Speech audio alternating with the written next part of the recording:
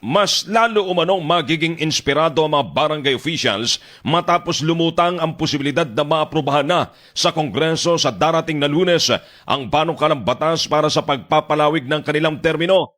Ayon mismo ito kay South Cotabato Governor Reynaldo Tamayo Jr., posible daw umusad at maaprubahan sa Lunes ang House Bill na may kaugnayan sa pagpapahaba ng termino ng mga incumbent barangay officials at pagbabago sa haba ng kanilang panunungkulan. Binitawan ni Tamayo ang pahayag sa harap ng halos lahat ng mga kapitan ng barangay sa South Cotabato na dumalo sa sinagawang Barangay Liga Day at angat awarding ceremony sa Cultural Gymnasium ng Lalawigan. Sa ilalim ng usapin, posible daw na magkaroon ng mas mahabang termino ang mga barangay officials na maaaring magbigay sa kanila na mas mahabang panahon upang may patupad ang kanilang mga programa at proyekto. Kasunod nito, ayon sa gobernador, umuugong din ang posibilidad ng panibagong pagpapaliban sa nakatakdang barangay at sangguniang kabataan elections kung saan posibleng mailipat ito ang halalan sa November 2028.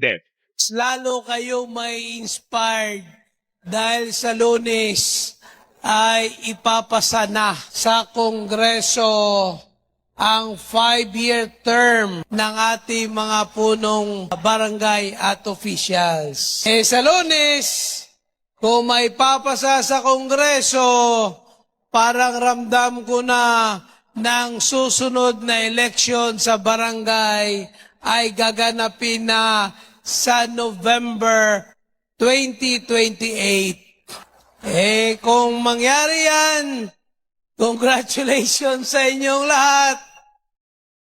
Ngayon man, mahalaga pong bigyang diin at linaw na ang pahayag ng gobernador hinggil sa posibleng paglipat ng halalan sa 2028 ay nananatiling posibilidad at usapin pa lamang at hindi pa dapat ituring na pinal hanggat wala pang opisyal na batas o desisyon mula sa Kongreso at sa iba pang kaukulang ahensya ng gobyerno. Sa ngayon, ang anumang pagbabago sa haba ng termino o sa petsa ng barangay at SK elections ay kailangan pa rin dumaan sa proseso at paggawa ng pagpapatibay ng batas bago ito ganap na maging epektibo. Samantala, maraming barangay officials ang tiyak na magiging interesado sa magiging kapalaran ng naturang panukala, lalo na kung ang resulta nito ay mas mahabang panahon ng panunungkulan at posibleng panibagong pagbabago sa schedule ng barangay elections. Pero ang tinitiyak ko sa inyo mga kabrigada, 5 years sigurado ito na 5-year term extension mga kabrigada sa mga barangay at SK election. Kayo ba? Ano ba ang inyo pong masasabi ukol rito?